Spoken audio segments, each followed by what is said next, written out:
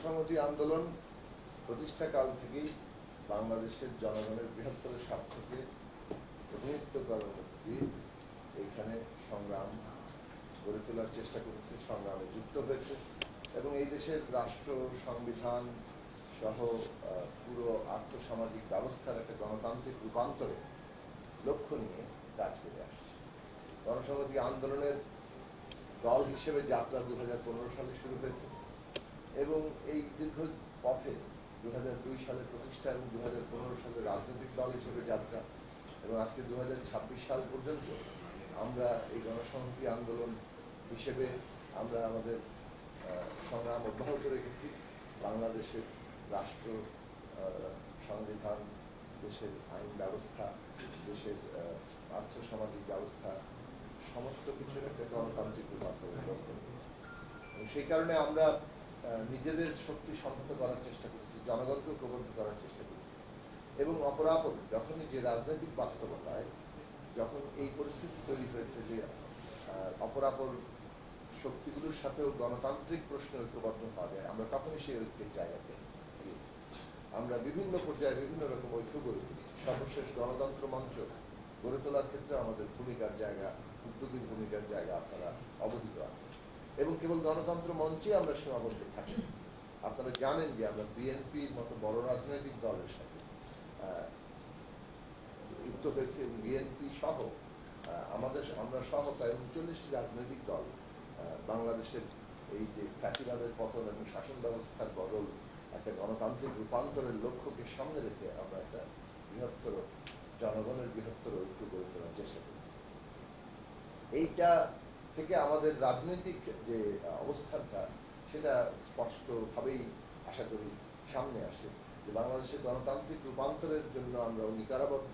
আমরা সেই লক্ষ্য নিয়ে কাজ করি এবং সেই লক্ষ্যে আমরা আমাদের নিজেদের দলকে যেমন সংহত করার চেষ্টা করেছি জনগণকে ঐক্যবদ্ধ করার মধ্যে দিয়ে, তেমনি জনগণের মধ্যে বৃহত্তর ঐক্য সৃষ্টির জন্য যখনই আমরা দেখেছি যে অপরাপর রাজনৈতিক দলগুলো সুনির্দিষ্ট গণতান্ত্রিক রূপান্তরের লক্ষ্যকে সামনে আনছেন, তখন আমরা তাদের সাথে ঐক্যবদ্ধ করার চেষ্টা করছি এবং সেইটা যখনই আমরা এই ফ্যাসিবাদ বিরোধী লড়াইয়ের মধ্যে রাষ্ট্র ব্যবস্থার সংস্কার, মেরামত এবং রূপান্তরের কর্মসূচি এটা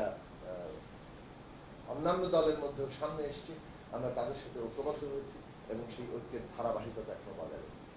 আপনারা জানেন যে ফ্যাসিবাদ বিরোধী লড়াইয়ের মধ্যেই 31 দফা সামনে এসছে। 31 দফা তৈরির প্রেক্ষাপটে যেমন আমাদের দলের দিক থেকে আমাদের 14 দফা কর্মসূচি ছিল। আমরা যখন গণতন্ত্র মঞ্চ গঠন করি, ঘটনা চক্রে গণতন্ত্র মঞ্চ একটা 14 দফা কর্মসূচি সামনে নিয়ে আসে এবং আপনারা জানেন এরপরে বিএনপির পক্ষ থেকে 27 দফা কর্মসূচি দেওয়া হয়েছিল রাষ্ট্র ব্যবস্থা মেরামতের লক্ষ্যে এবং এই পরে আমরা আমাদের মঞ্চের 14 দফা, বিএনপি 27 দফা এবং অপরাপর রাজনৈতিক দলগুলোর বিভিন্ন দফাকে একসাথে করে আমরা 31 দফা সেই কর্মসূচিকে সামনে এসেছিল এবং সেই 31 দফার ভিত্তিতে বলা চলে বিএনপির সাথে সাথে আমরা বাকি আরো 38টি দল আমরা দৃঢ়পথ আন্দোলনের ধারাবাহিকতা এসেছি এবং সেখান থেকে লক্ষ্যটা ছিল যে সরকারের পতন, শাসন ব্যবস্থার বদল এবং বাংলাদেশে একটা গণতান্ত্রিক ধারা প্রতিষ্ঠা করা। তো আমরা সেই ধারাবাহিকতাতেই শাসন ব্যবস্থা সরকারের পতন ঘটেছে, আমরা তারপরে একটা গণতান্ত্রিক রূপান্তরের জন্য আমরা চেষ্টা করেছি যে কীভাবে অন্তর্বর্তীকালীন সময়ে এই যে গণতন্ত্রের প্রশ্নটা শাসন ক্ষমতার কিংবা কাঠামোর যে একটা গণতান্ত্রিক রূপান্তর, জবাবদিহি, ক্ষমতার ভারসাম্য তৈরি করা, এই প্রশ্নের সাংবিধানিক সংস্কার কি হবে সেই বিষয়গুলো নিয়ে আমরা আলাপ আলোচনা করেছি। জুলাই জাতীয় সনদ তৈরি হয়েছে এবং সেটার পরে এটার বাস্তবায়ন পদ্ধতি নিয়ে একটা বিতর্ক আছে। সেই বিতর্ক সত্ত্বেও নির্বাচন এবং নির্বাচনের পরে কিভাবে এই পথটা এই লক্ষ্যগুলো অর্জন করা যায়, এটা বাস্তবায়ন হবে, সেই প্রসঙ্গ নিয়ে আমাদের লড়াইটা অব্যাহত রাখার প্রশ্ন আছে। সেই ধারাবাহিকতাতেই আমরা নির্বাচন করেছি যুগপৎ ধারায়, সেই ধারাবাহিকতাতে আমরা সরকারে যোগ দিয়েছি এবং এখনো পর্যন্ত আমরা চেষ্টা করছি বাংলাদেশের গণতান্ত্রিক রূপান্তরের যে লক্ষ্য নিয়ে আমরা কাজ করেছি সেটাকে সফল করার, সেটা লক্ষ্যটা পূরণ করা। সেখানেই গণসংহতি আন্দোলনের ভূমিকার প্রশ্নটা একটা জায়গাতে এসছে যে গণসংহতি আন্দোলনের একটা নীতিগত অবস্থান ছিল যে দলের প্রধান যদি কখনো সরকারে যোগ দেন তাহলে তিনি দলীয় প্রধানের দায়িত্বে থাকবেন না। সেই নীতিগত অবস্থানটা আমরা এখন বাস্তব রূপ দিচ্ছি যে আমরা যেহেতু দলীয় প্রধান হিসেবে আমি দায়িত্ব পালন করছিলাম এবং দলীয় প্রধানের দায়িত্ব পালনকালীন অবস্থায় সরকার যোগ দিয়েছি, এই দলীয় প্রধানের দায়িত্ব এটা আমরা ছেড়ে কিছুটা সাংগঠনিক প্রস্তুতি নিতে হয়েছে। আমরা আসলে কার্যত ইলেকশনের পরপরই এই নীতি কার্যকর করেছি, কিন্তু এটা ঘোষণা দিতে কিছুটা দেরি করেছি কারণ আমাদের নিজস্ব সাংগঠনিক কিছু প্রস্তুতির বিষয় ছিল। এবং আমাদের দলের আগামী 8 মে